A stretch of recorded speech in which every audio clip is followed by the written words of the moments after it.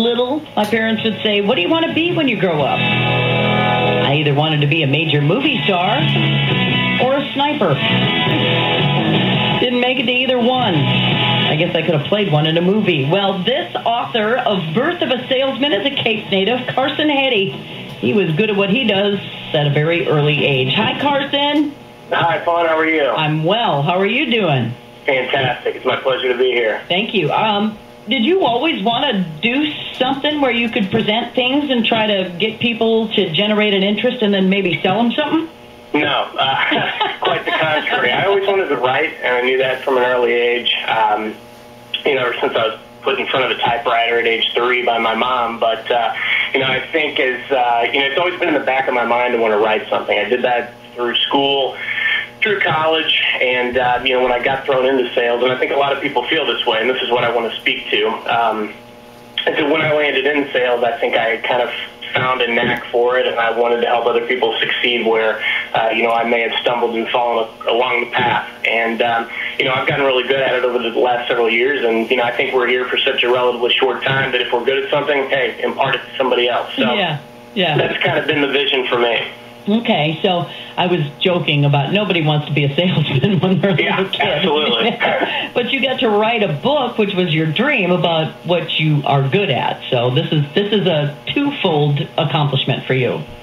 Absolutely, and that's something that I think every first-time author has the dream of holding their product in their hand. And that's kind of where I am, and I think it speaks to that anybody can do this.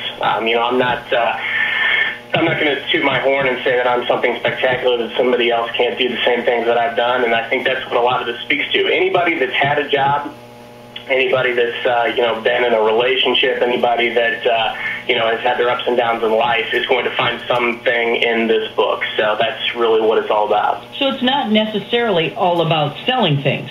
Absolutely not. And actually, that's kind of my unique twist. I always knew that if I was going to try to do something like this, that I had to have a unique twist on what I wrote. So this idea more or less came to me last year. I wanted to write something in sales for quite some time, and I'd also wanted to write a book for quite some time. And basically what this is, it's 2 parts. There is a how-to-sell portion of it that probably encompasses about 40% of the book. And what that does, it's motivational. It talks about how to sell from beginning to end. It's every component of the sale, introductions, fact-finding, pitching, closing, overcoming the common and the uncommon objections. But then the rest of it, kind of the unique twist to it, is the how-to part is actually surrounded by and kind of encased in the fictional story of its author. So that was kind of the unique twist for me.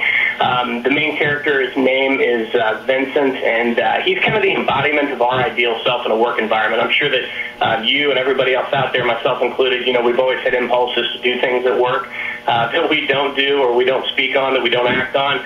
Well, he does all of them, and we kind of get to live vicariously through his exploits. He's very flawed, but very redeemable. He fights injustice. He's kind of like Superman with a briefcase. If I acted on everything that I want to do at work. Precisely. You'd need a warning. You see what happens to him, but it was a fun story to tell. Yeah. There would have to be a parental guideline on the book if you went along with what. So why? I'd read that book, Faune. I'd read that. No, you wouldn't. Not for long. Maybe you would. Within this book, what you have said has a fictional author. Okay. Within this book, are there any truths about your life? Well, I think that, they always say you write what you know, so I'd be hard-pressed to say that I didn't infuse any of my experiences over the years into this, but, that's the beauty of it. I think the beauty of literature is figuring out what's real and what's not, and figuring out where you want these characters to go and learning the characters, so I'll leave it at that. Okay, so you're 31 years old, and to me you're a baby, but I remember when I was 31, I felt like I knew everything. You feel like as your age progresses, you really feel mature for your age. Most people do. And only being 31 and writing this book, do you feel like there is maybe another one to come? Because even though it's fiction, but I mean, by the time you're 60, you'll have all these new ideas of terrible things you want to do at work. You never know, and you hit the nail on the head. I mean, in your early 20s, you think you you think you know what you're doing, and you don't. And, you know, I don't even think that necessarily at this point in my life. I think I've learned a lot, and I'm very open-minded to what the future brings. So is there more here? Very, very well, perhaps. You know, I've got a lot of ideas for a potential sequel, but, you know, I'm very open-minded to wherever my career goes. You know, the book's not closed on, you know, what I want to do in my working life, and also, you know, I do a lot of writing. So as far as, you know, will I have more stories to tell? Absolutely. And I think that's the beauty of life. And, you know, I want to encourage anybody out there who's ever thought about writing, just do it. I mean, even if you're the only eyes, even if it's for your eyes only, you know, do it because you can learn from it. And that's what I did. And, you know, a lot of what I put together in this is just stuff that I've scrapped together over the last several years of my life. And, you know, if it can help somebody else, then it did its job. Yeah. I've written a long book, actually, on a struggle I had with eating disorders, but it's really hard to get it published. How hard was that for you? You know, the tools are out there to get anything published. It's just the quality of how you want to get it done. And, you know, I've got the 177 rejection letters to prove it that, you know, it's not easy. It takes a lot of work, but, you know, it's, again, you know, if you're passionate about something and it's something you've wanted to do all your life, I think you want to, you know, you have to do that. And I think that's a lot of what my book's about. Sometimes you have to just kind of take a flying cannonball into the deep end of the swimming pool and see what happens. And, you know, you don't want to look back. You know, I don't want to be 60 looking back and having regrets on what I did or didn't do. You know, I think regrets are a waste of time. And so, you know, that's something that, you know, yeah, it was a lot of work and it took a lot of time, but, you know, I'm here now and, you know, we'll see where it goes. So you're in St. Louis now, but did you grow up in Cape? Absolutely. I went to Notre Dame High and graduate of Southeast Missouri State, go Red Hawks. And so, yeah, I lived in Cape for the first 21 years of my life. My parents are still there, so I make it back often. Awesome. And I hear your life has changed seriously since a little Miss Thing came along. You know it. She is, I've got a little girl. She's going to be 3 in a few weeks. And, wow, they really develop a personality around that time. So she's something else. She's my world, and, you know, she definitely keeps it interesting. And her name is Madison, and I know that your life not only changed but when she came around, but you never knew what love was till she came around either, did you? That's the truth.